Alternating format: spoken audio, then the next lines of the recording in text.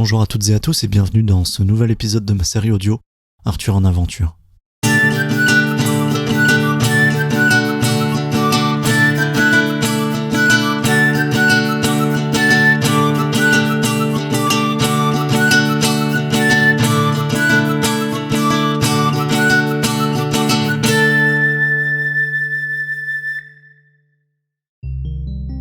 Dimanche, après avoir quitté notre hôtel, nous sommes allés visiter la cité médiévale de Waterford. Cela nous a permis d'en apprendre un peu plus sur l'histoire de la ville et de pouvoir observer les objets et les vêtements utilisés par les Vikings durant cette période. Nous avons ensuite attendu notre bus pour nous rendre à Cork. À cause d'un accident sur l'autoroute, notre bus est finalement arrivé avec plus d'1 heure de retard à notre nouvelle destination. Nous avons prévu de rester 2 nuits dans la ville de Cork. Pour cela, nous avons loué un petit appartement proche du centre-ville, au bord du canal dans un quartier très calme. À notre arrivée, nous sommes allés faire nos courses pour ces 2 jours. Nous avons ensuite passé notre soirée calmement devant un film après avoir cuisiné des burgers maison.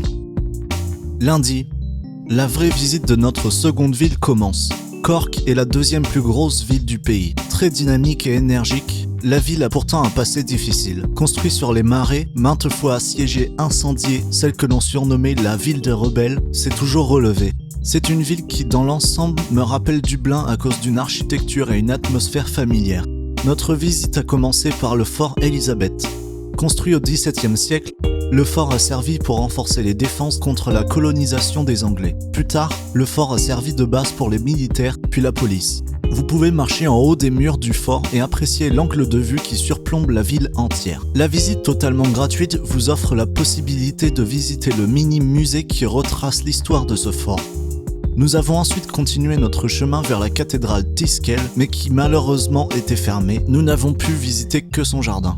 Après avoir profité de quelques magasins ouverts sur notre chemin, nous nous sommes rendus au English Market pour acheter notre dîner. Ce grand hall rempli de stands variés qui nous a inspirés pour le repas du soir, où nous avons donc acheté nos ingrédients sur place avant de rentrer dans notre appartement. Mardi, nous avons pris un premier bus pour aller visiter la ville de Cobh, là où le Titanic a fait sa dernière escale. C'est une ville bâtie sur une colline avec des maisons colorées et une cathédrale très imposante. Vous y trouverez quelques monuments et quelques musées qui reprennent l'histoire de la ville. Nous sommes ensuite retournés à Cork pour prendre un second bus qui lui nous a emmenés à Kinsale. Ayant un temps limité pour notre visite, nous sommes restés dans les rues commerçantes pour visiter les galeries après avoir mangé à côté du port. Nous sommes ensuite retournés à Cork pour préparer nos affaires avant de prendre un train pour notre dernière ville, Killarney. Avant d'aller plus loin dans la suite de cette histoire, vous devez savoir que le plan initial pour dormir à Killarney était un hôtel étoilé. Notre réservation n'ayant pas été acceptée, nous avons choisi l'option de dormir dans une auberge de jeunesse. Très peu chère, mais nous étions sûrs de pouvoir nous amuser malgré tout. Une fois arrivés devant l'auberge en question, le premier employé à nous avoir accueillis avait l'air un peu trop énergique pour une heure aussi tardive. Nous l'avons suspecté d'avoir consommé des substances un peu plus efficaces qu'un simple café. Ne s'occupant pas des réservations, sa supérieure nous a accueillis en second. La voyant arriver en titubant, nous avons cette fois suspecté une consommation d'alcool. L'odeur de son passage a confirmé nos soupçons. À cause d'une mauvaise manipulation au niveau de la réservation, nous avons eu une incompréhension au niveau du paiement puisque l'on était sûr d'avoir déjà payé notre nuit. Après plusieurs minutes d'explication, nous nous sommes rendus compte que nous avions finalement pas payé notre nuit à l'avance. Arrivé dans notre chambre, on a découvert 3 lits superposés installés dans une petite pièce sans trop de rangement et poussiéreuse. Ce petit dortoir nous obligeait à utiliser les WC et les douches communes dont les portes ne fermaient pas toujours. Après avoir inspecté les lits, nous nous sommes aperçus que les draps n'avaient pas été nettoyés depuis un bon moment. Beaucoup de taches suspectes étaient présentes un peu partout à l'intérieur des lits, ainsi que beaucoup de poussière sur certains draps. Nous avons finalement retourné tous nos draps pour pouvoir être plus à l'aise avec l'hygiène et partager les lits les plus propres.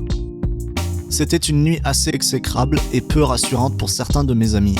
Mais en revanche, l'expérience était très amusante et gravée à jamais dans nos mémoires.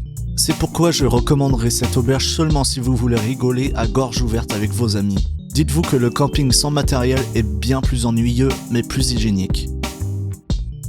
Mercredi.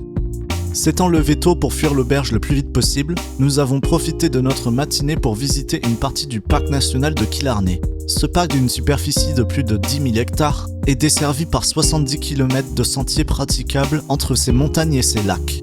Nous avons marché jusqu'au Ross Castle, un château à bas budget appelé Château du Pauvre, construit au XVe siècle et conserve une collection de meubles en chêne des XVIe et XVIIe siècles. L'histoire de ce château, le guide passionné se fera un plaisir de vous la raconter. Peu importe votre niveau d'anglais, il fera les efforts nécessaires pour que vous puissiez le comprendre facilement. Nous avons passé notre après-midi dans le centre-ville à visiter quelques églises et s'aventurer dans les magasins de souvenirs avant de prendre notre train pour retourner à Dublin.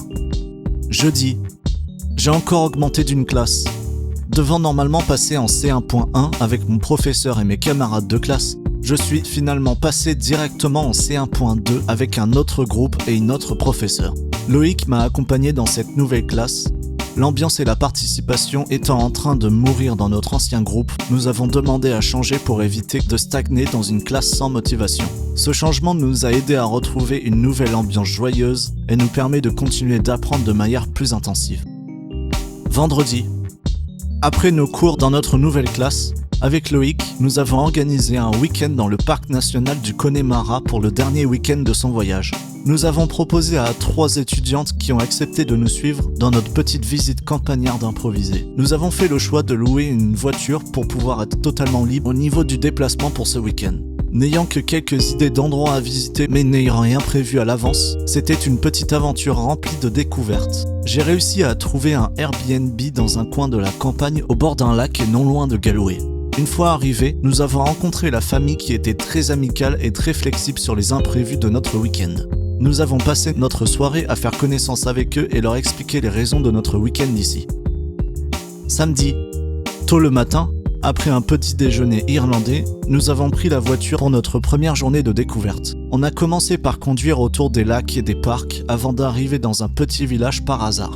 Au départ, on s'est arrêté dans ce village pour pouvoir prendre une photo. Puis, finalement, en continuant notre chemin à pied, on s'est aperçu que l'on pouvait faire une petite randonnée et se rendre au sommet d'une colline pour pouvoir prendre une photo plus intéressante. Arrivé au sommet de cette colline, le Diamond Hill, on avait un panoramique sur la quasi-intégralité du parc du Connemara. L'après-midi, nous sommes allés visiter la ville de Galway, la 4e plus grosse ville d'Irlande.